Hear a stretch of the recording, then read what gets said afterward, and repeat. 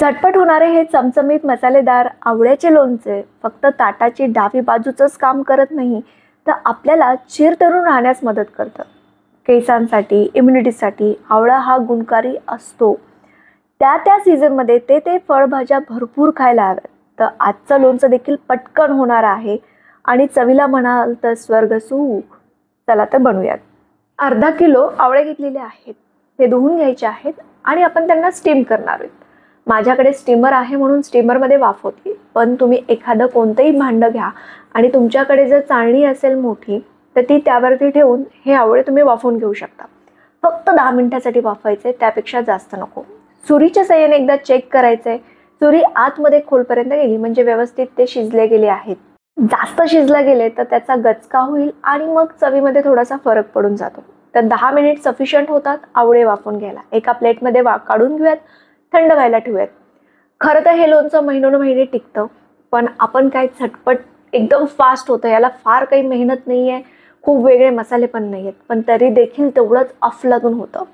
तर आपण थोडं घालून ताजं खाऊयात. मी आवळ्याच्या इतर रेसिपी देखील झटपट होणारे शेअर केलेल्या आहेत. पाहिल्या नसेल तर पाहून घ्या, म्हणजे हाच एक प्रकार पाहण्याची गरज नाही, वेगवेगळ्या प्रकारे आवळा आपण खाऊ शकतो.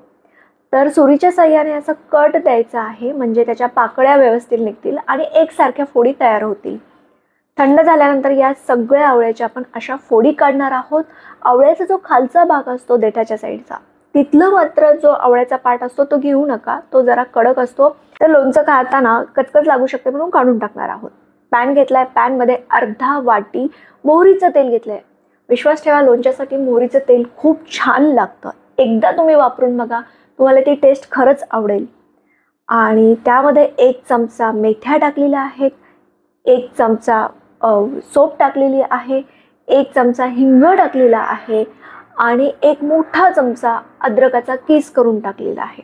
That's it. He first step आहे, याला आपण हलवून घेणार आहेत. माझ्यावर विश्वास ठेवा, मोहरीचं तेल वापरणं कंपल्सरी नाही आहे, पण या पद्धतीनं जर आवळ्याचं लोणचं केलं ना, खरंच खूप मस्त होतं. 1 मिनिटासाठी आपण अद्रक परतून घेऊयात आणि त्यामध्ये आवळे टाकूयात. आवळे एकदा मिक्स करून घेऊयात, त्यालाही 1 मिनिटासाठी या तेलामध्ये परतून घेऊयात. मोहरीचं तेल वापरणारच नसाल तर इतर कोणतेही तेल वापरलं तरी चालेल, काही हरकत नाही. पण एकदा माझ्यावर विश्वास ठेवा, किराणा दुकानात कुठेही सहज अवेलेबल होतं, मोहरीचं तेल वापरू शकता. तिखट, हे मी बेडगी मिरची तिखट वापरले, 2 टेबलस्पून घ्यायचे. हळद 1 टीस्पून घ्यायची आहे. जिरे पावडर 1 टीस्पून घ्यायची. धने पावडर 2 टेबलस्पून घ्यायचे. सोप पावडर 1 टेबलस्पून घ्यायचं.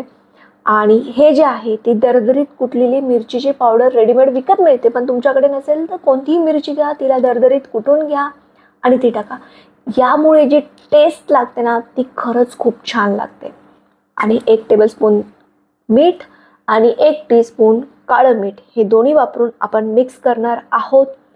तिखट प्रमाण एकदम अचूक दिलेलं आहे, पण तुम्हाला तुमच्या चवीनुसार तिखटाचं प्रमाण ॲडजस्ट करू शकता. बाकी सगळे मसाले डिस्क्रिप्शन बॉक्समध्ये लिहून दिलेले आहेत, त्याच पद्धतीने वापरा. जे सांगितले ते परफेक्ट आहेत.